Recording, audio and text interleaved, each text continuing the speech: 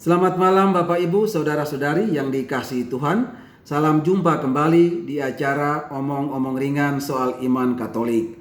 Sekalipun hanya omong-omong ringan, semoga dapat bermanfaat.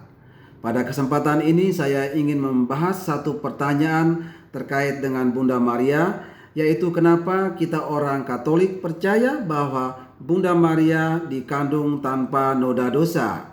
Penjelasan apa yang dapat kita berikan terkait dengan hal ini?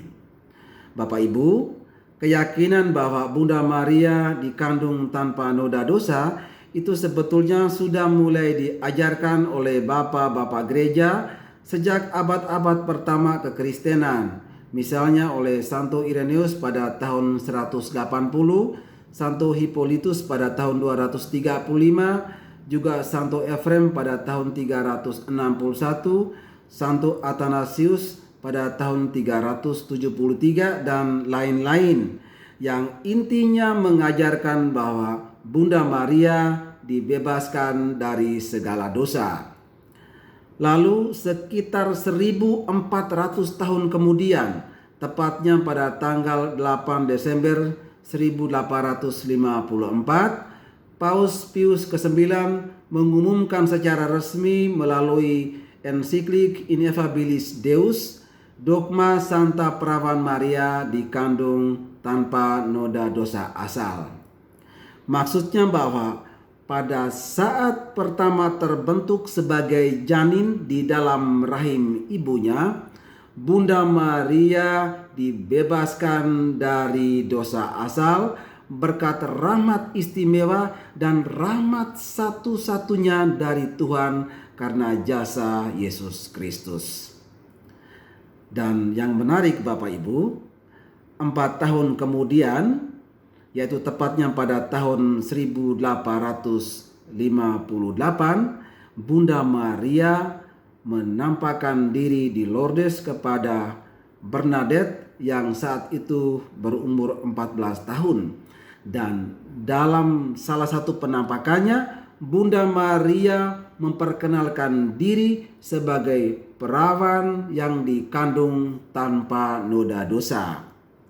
Pernyataan Bunda Maria di dalam penampakannya ini membenarkan ajaran Paus Pius ke-9 tersebut, dan dengan demikian juga membuktikan infalibilitas dari ajaran Paus tersebut. Tapi Bapak Ibu, pertanyaannya, apakah dogma ini punya dasarnya dalam kitab suci? Dan jawaban kita adalah ya, dogma ini punya dasarnya dalam kitab suci. Sekalipun tidak secara eksplisit, namun beberapa teks dari kitab suci itu menyiratkan kekudusan yang dimiliki oleh Bunda Maria, yang hal itu tidak dimiliki oleh manusia lain. Ayat-ayat atau teks-teks kitab suci tersebut antara lain Ibrani bab 7 ayat 26. Ibrani bab 7 ayat 26 mengatakan bahwa Yesus sebagai imam besar pengantara kita kepada Bapa adalah seorang yang saleh, tanpa salah, tanpa noda, yang terpisah dari orang-orang berdosa. Dan berdasarkan ayat ini maka tidaklah mungkin Yesus dilahirkan dari seorang yang ada dosa di dalam dirinya, karena Yesus harus benar-benar terpisah dari orang-orang berdosa sebagaimana yang dikatakan di dalam Ibrani bab 7 ayat 26 tadi. Karena itu, orang yang dipilih untuk mengandung dan melahirkan Yesus haruslah orang yang tidak ada sama sekali dosa di dalam dirinya. Karena itu kita percaya ketika mau dikandung dan dilahirkan ke dunia, Sang Firman Allah yang kekal itu Yesus sendiri menguduskan terlebih dahulu Bunda Maria yang melalui dirinya ia akan dilahirkan. Itu teks yang pertama. Kemudian teks yang kedua yaitu Injil Lukas bab 1 ayat 28. Di dalam Lukas bab 1 ayat 28 dikisahkan malaikat Gabriel menyapa Bunda Maria dengan mengatakan, "Salam hai engkau yang dikaruniai, Tuhan menyertai engkau." Kata-kata "salam hai engkau yang dikaruniai" itu tidak pernah ditujukan kepada siapapun di dalam kitab suci kecuali kepada Bunda Maria. Dan menurut para ahli kitab suci, kata-kata "engkau yang dikaruniai" atau "engkau penuh rahmat" itu artinya bahwa seluruh keberadaan Bunda Maria sejak dulu itu telah dipenuhi dengan rahmat Allah dan semua karunia Roh Kudus, sehingga dengan demikian tidak ada tempat lagi bagi dosa di dalam diri Bunda Maria. Dan itu berarti seperti yang dikatakan tadi, pada saat pertama terbentuk sebagai janin di dalam rahim ibunya, Bunda Maria telah dibebaskan dari dosa asal berkat rahmat istimewa dari Tuhan. Itu teks yang kedua. Lalu teks yang ketiga, Keluaran bab 25. Bapak Ibu, dalam kitab Keluaran bab 25 dikisahkan bahwa Allah memerintahkan Musa untuk membuat tabut perjanjian. Kalau kita baca teks ini, tampak bahwa Allah begitu mementingkan atau begitu menekankan kekudusan dari tabut perjanjian, karena di dalam tabut perjanjian itu diletakkan 2 loh batu berisi 10 perintah Allah, juga roti sajian atau roti mana, serta tongkat Imam Harun. Tentang hal ini kita juga bisa baca dalam Ibrani bab 9 ayat 4. Nah Bapak Ibu, berdasarkan hal ini, maka Gereja Katolik percaya bahwa sebagaimana Allah menguduskan tabut perjanjian tempat menyimpan roti mana, maka Allah juga menguduskan Bunda Maria, karena di dalam diri Bunda Maria akan dikandung sang roti hidup yang turun dari surga, yaitu Yesus Kristus sendiri. Karena Kristus sendiri pernah mengatakan di dalam Yohanes bab 6 ayat 35, Yesus katakan, "Akulah roti hidup. Barang siapa datang kepadaku, ia tidak akan lapar lagi."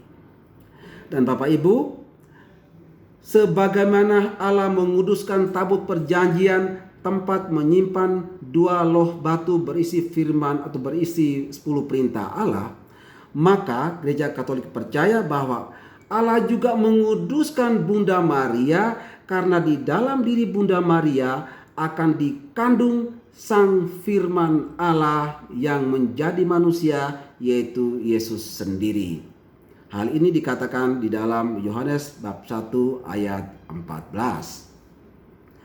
Lalu Bapak Ibu, Gereja juga percaya bahwa sebagaimana Allah menguduskan tabut perjanjian tempat menyimpan tongkat Imam Harun, maka Allah juga menguduskan Bunda Maria, karena di dalam diri Bunda Maria akan dikandung sang Imam Agung, yaitu Yesus sendiri. Karena itu Bunda Maria bagi kita adalah tabut perjanjian, tapi bukan tabut perjanjian lama, melainkan tabut perjanjian baru yang harus kudus dan tidak berdosa. Karena di dalam tabut perjanjian baru atau di dalam Bunda Maria itu, Allah dalam wujud manusia akan tinggal. Allah dalam wujud manusia akan tinggal di dalam rahim Bunda Maria. Bapak Ibu, itulah beberapa ayat dalam kitab suci yang dapat mendasari iman kita orang Katolik bahwa Bunda Maria telah dikuduskan oleh Allah sejak dari kandungan ibunya. Tapi pertanyaan lagi muncul. Kalau Bunda Maria itu tidak berdosa, apakah dia bisa disejajarkan dengan Tuhan? Bapak Ibu, Bunda Maria itu bebas dari dosa asal atau tidak berdosa bukan oleh karena kekuatannya sendiri, bukan. Bunda Maria itu tidak berdosa karena dikaruniai atau diberi hadiah istimewa dari Allah yang telah memilihnya dan telah mempersiapkan dia menjadi bunda putranya, yang telah memilih dia untuk mengandung dan melahirkan sang firman Allah yang kekal yang menjadi manusia. Jadi Bapak Ibu, walaupun Bunda Maria itu suci sejak dari kandungan ibunya, tetapi Bunda Maria tidak bisa disejajarkan dengan Tuhan. Lalu pesan apa yang dapat kita petik dari dogma ini Bapak Ibu? Terkait dengan pesan yang dapat kita petik, sebaiknya kita baca Efesus bab 5 ayat 27 terlebih dahulu. Efesus bab 5 ayat 27 mengatakan, supaya dengan demikian ia di sini adalah Kristus, supaya dengan demikian ia menempatkan jemaat di hadapan dirinya dengan cemerlang, tanpa cacat atau kerut atau yang serupa itu, tetapi supaya jemaat kudus dan tidak bercela. Bapak Ibu, dari ayat ini tampak bahwa kita sebagai anggota gereja atau gereja itu diharapkan hidup mengarah kepada kesucian, diharapkan suatu saat akan mencapai kesucian, dan dalam hal ini kita sudah mempunyai modelnya. Gereja sudah mempunyai modelnya, yaitu Bunda Maria sendiri. Sebagaimana Bunda Maria saat ini telah memperoleh kesucian, kita sebagai anggota gereja atau gereja juga hidup mengarah kepada kesucian sebagaimana yang saat ini sudah dialami oleh Bunda Maria.